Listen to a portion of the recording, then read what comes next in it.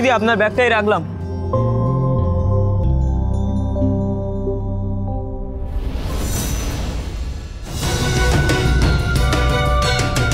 তুমি বাজারে একা চলে আসতে পারলে শুভ, তবু আমাকে একবার সঙ্গে আসার জন্য বলতে পারলে না কেন?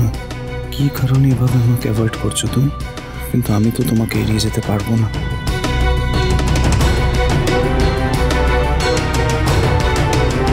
ব্যাগটা তো বেশ ভারী, এই সময় এত ওজন তোলা আমার ঠিক হবে না।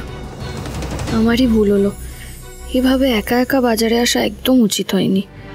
ইস, সঙ্গে কাউকে আনলে ভালো হতো। গরমে কষ্ট পাচ্ছে, তবু একাই বাজার করবে। যাই, একটা জলের বোতল কিনে দিয়ে তারপর ওকে বাড়ি নিয়ে যাব। শুভ হয়তো আমাকে ওর যোগ্য মনে করে না, কিন্তু আমি ওকে অবস্থায় ভারী ব্যাগ ক্যারি করতে দিতে পারি না।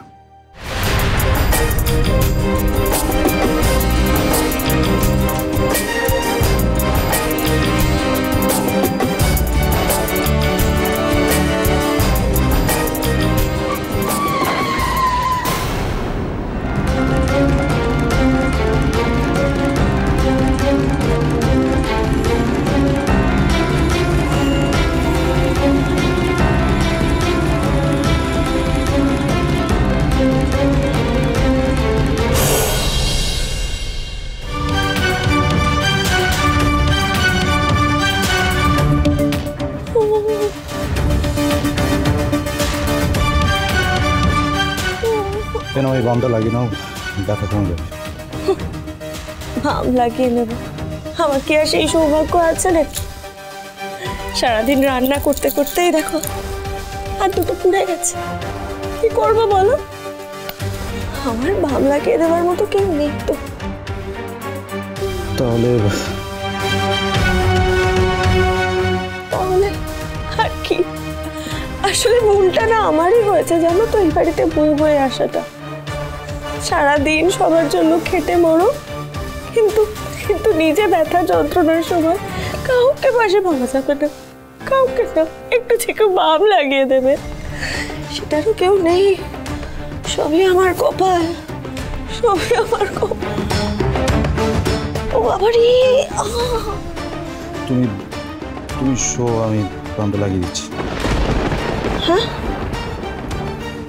বললাম তুমি শো, আমি ওষুধটা লাগিয়ে দিচ্ছি। Thank you, thank you. ও মা গো,